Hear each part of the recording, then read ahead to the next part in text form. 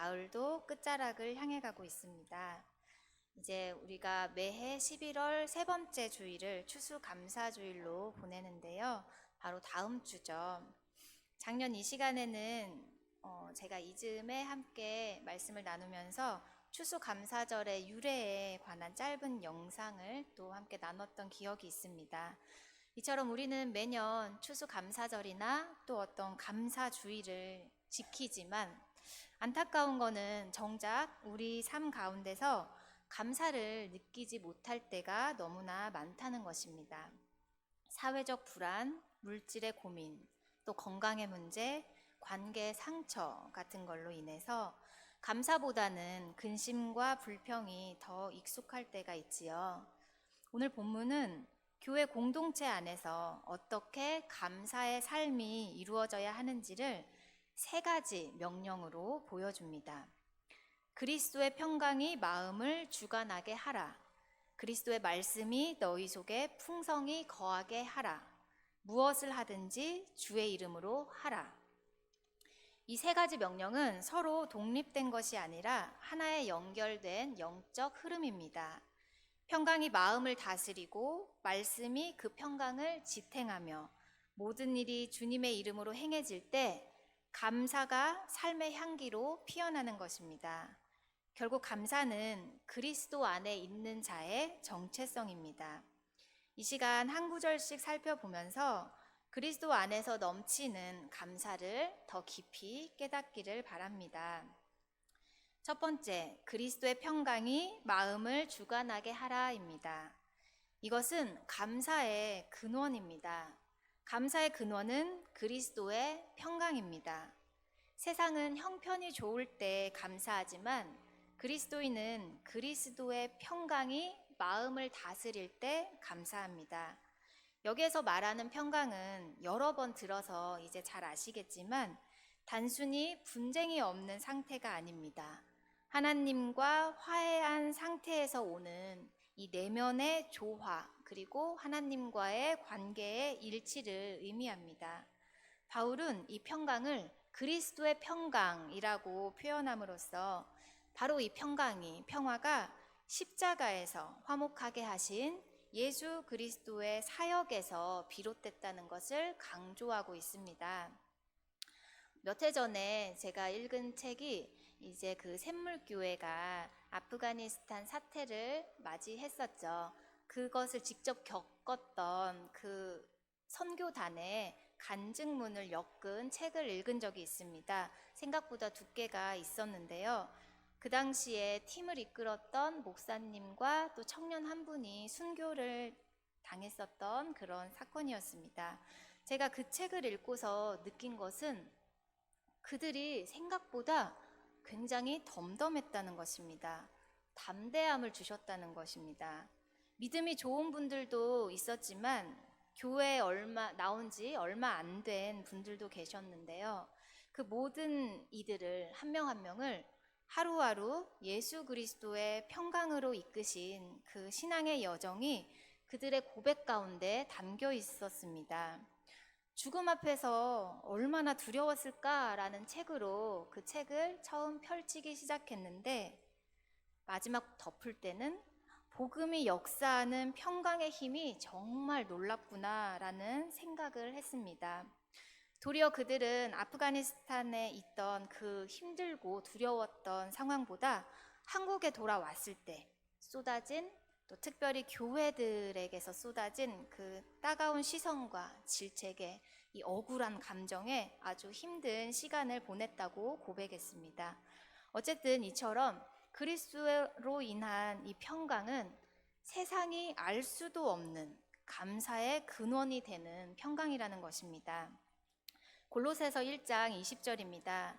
그의 십자가의 피로 화평을 이루사 만물 곧 땅에 있는 것들이나 하늘에 있는 것들이 그로 말미암아 자기와 화목하게 되기를 기뻐하심이라. 아멘. 감사는 상황에 따른 어떤 산물이 아니라 복음의 열매입니다. 결국 현재 내 마음의 평강은 형편이 어떠한가에 달린 것이 아니라 그리스도께서 다스리고 계시는가, 이것에 달려 있다는 것이죠. 이 평강은 단순한 감정의 평온이 아니라 십자가를 통해 하나님과 화목하게 된 관계의 상태입니다. 예수님께서 십자가에서 다 이루었다 하실 때 하나님과 우리 사이의 담이 무너졌습니다. 우리의 감사의 근원은 바로 이 자리에서 시작되는 것입니다. 그러므로 우리는 감사할 일이 있어서 감사하는 것이 아니라 그리스도 안에 있기 때문에 감사합니다. 그리스도 안에서 바로 이것이 모든 감사의 뿌리입니다. 그러면 마음을 주관한다는 건 어떤 의미일까요? 이 주관한다라는 원어의 의미는 심판하다, 결정하다라는 뜻인데요.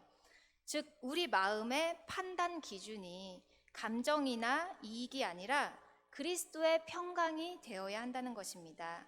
쉽게 말해서 마음에 갈등이 생길 때 지금 이 선택이 그리스도의 평화를 세우는가? 라고 묻는 것이 우리 믿는 자의 삶의 원칙입니다.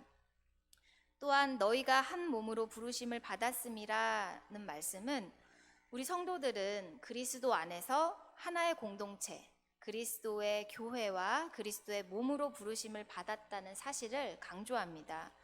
평화가 개인의 내면을 넘어서 교회의 관계 속에 나타나야 합니다. 교회 안에서 분열이나 다툼이 생길 때 우리는 서로의 다름보다 한몸된 부르심을 기억해야 할 것입니다. 내가 가정에서, 직장에서, 교회 안에서 평화를 무너뜨리는 말과 행동을 하고 있지는 않은가? 내 마음의 재판관을 그리스도의 평화로 세워보시기를 바랍니다. 우리 마음속에 여러 가지 갈등이 있을 때 그리스도의 평화가 재판관이 되어야 합니다.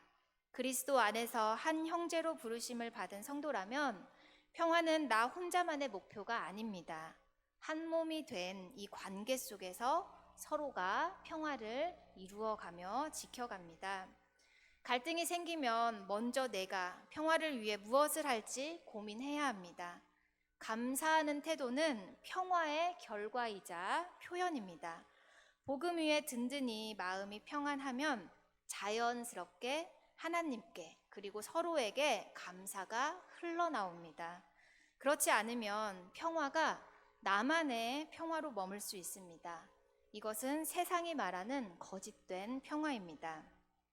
두 번째, 그리스도의 말씀이 너희 속에 풍성히 거하라입니다. 거하라라는 것은 단순히 머물다는 의미가 아니라 삶의 중심에 자리를 잡다라는 뜻입니다. 하나님의 말씀은 단순한 정보나 교훈이 아니라 우리의 생각과 가치관을 다스리는 내면의 주인이 되어야 합니다.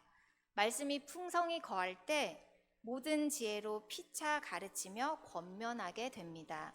즉 말씀 충만은 우리 공동체적인 성장으로 이어집니다. 신앙은 혼자서 쌓는 지식이 아니라 함께 배우고 함께 권면하는 관계적인 삶입니다. 말씀의 거함은 예배와 찬양으로 표현됩니다. 진정한 찬양은 감정의 폭발이 아니라 말씀으로 가득한 우리의 심령이 하나님께로 흘러져 나가는 것입니다. 말씀을 단지 읽는 일로 끝내지 말고 삶의 언어로 옮기시기를 바랍니다. 말씀이 충만한 사람은 감사의 노래로 살아갑니다. 시와 찬송과 신령한 노래는 감사의 표현입니다. 말씀을 묵상할 때 복음의 진리가 마음에 새겨지고 그 결과 감사와 찬송이 흘러나옵니다. 예배와 공동체 안에서의 감사는 그리스도를 높이는 고백이 됩니다. 말씀이 우리 마음을 채우면 환경이 아니라 복음이 우리의 시선을 지배합니다. 그래서 감사는 곧 찬양이 됩니다. 찬송은 단지 노래가 아니라 복음에 대한 응답입니다. 그리스도의 말씀이 우리 안에서 역사할 때 감사와 찬양이 흘러 넘치는 것입니다.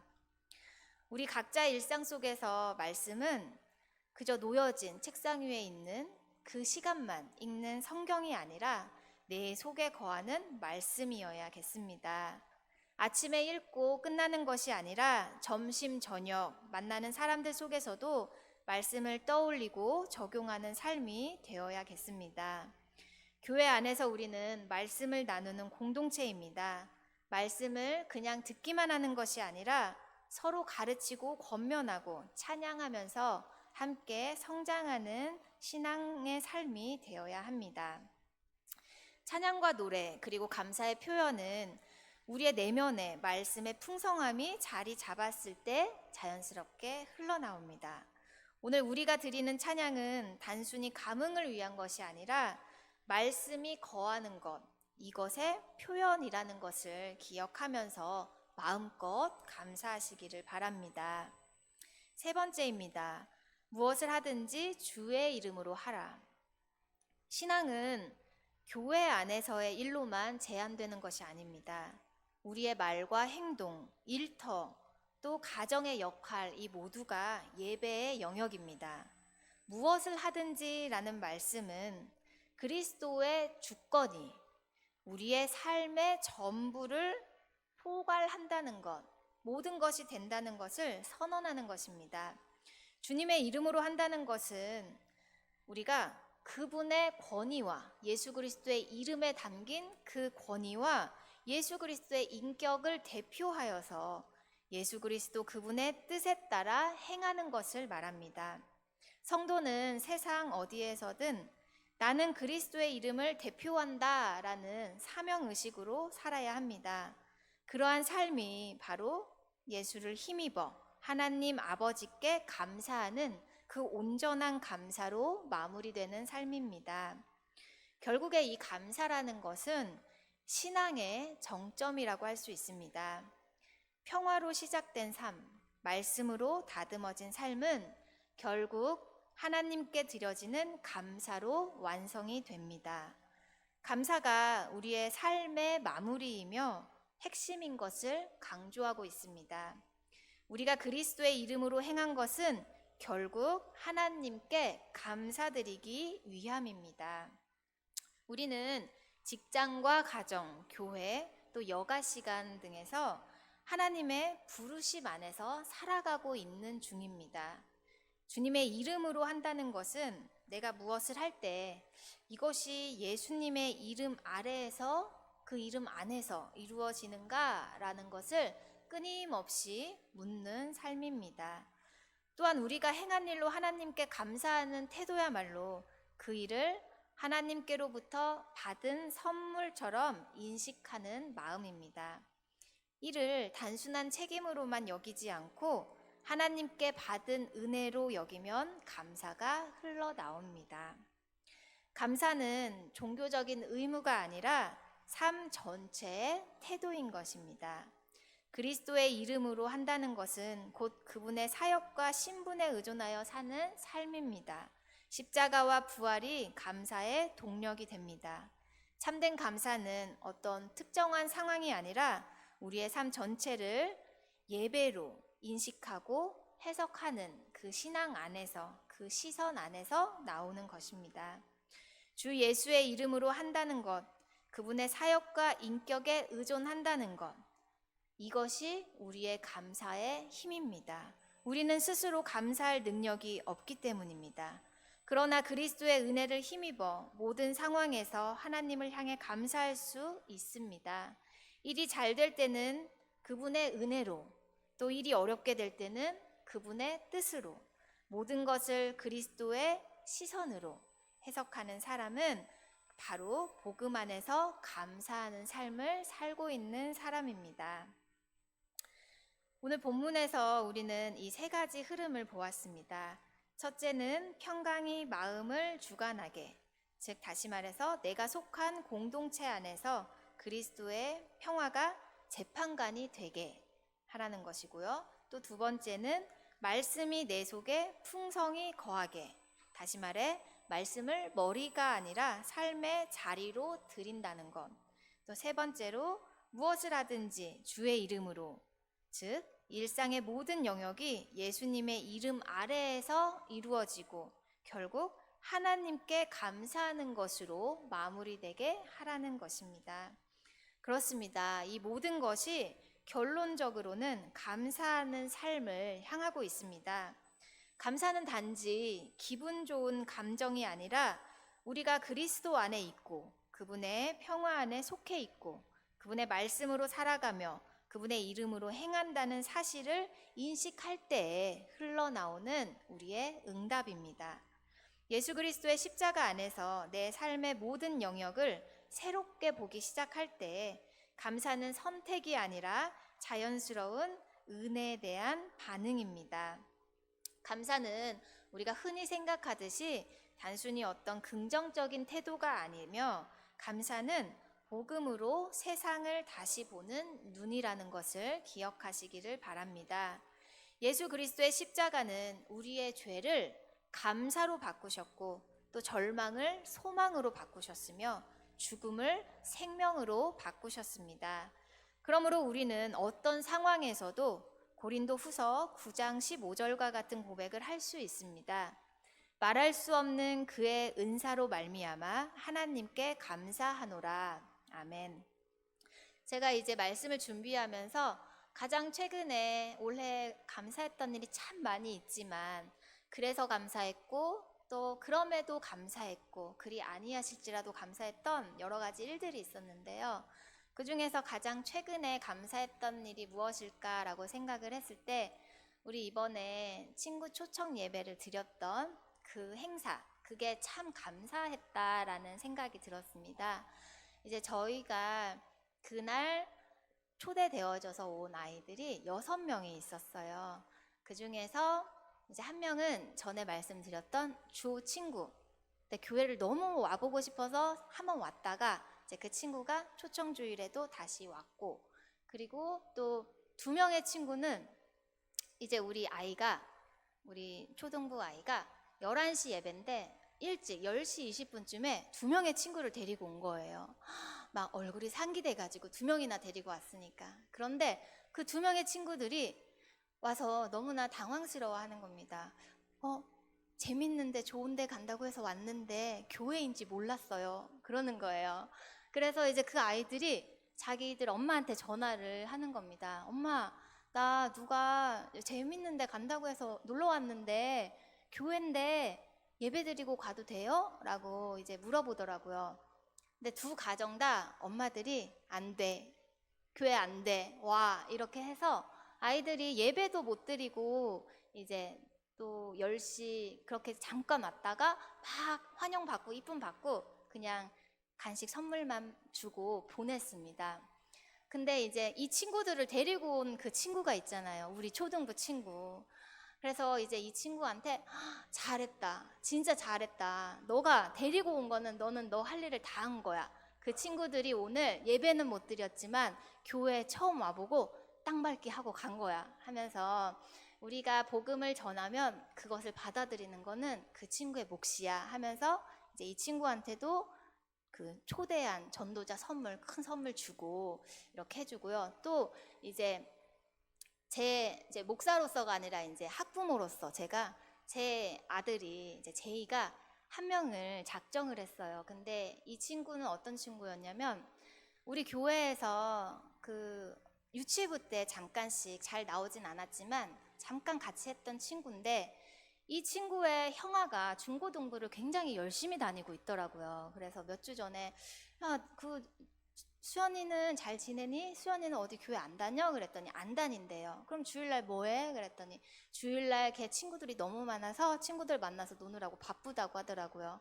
근데 이제 누구를 초대해야 되나? 왜냐면 저희 아이들의 친구들은 다 교회를 다니는 아이들이고 안 다니는 친구는 막 멀리 살고 이래서 나는 전도할 사람이 없어서 어떻게 해요? 해서 야, 걔를 우리가 작정을 하자. 그래서 이 초대장과 편지를 형을 통해서 전달해주자. 그랬더니 우리 첫째가 굉장히 내성적이어서 걔 알지도 못하고 걔도 나를 모르는데 내가 초대를 하면 걔가 나를 너무 이상한 사람으로 생각할 텐데 막 이러는 거예요. 그래서 괜찮아 해서 이제 첫 번째 편지 주는 날에는 수연아 안녕, 나는 도일교회 유치부를 같이 다녔던 박제이라고 해. 기억이 안 나지? 하면서 나는 엄마가 사진을 보여줘서 네 얼굴이 생각나.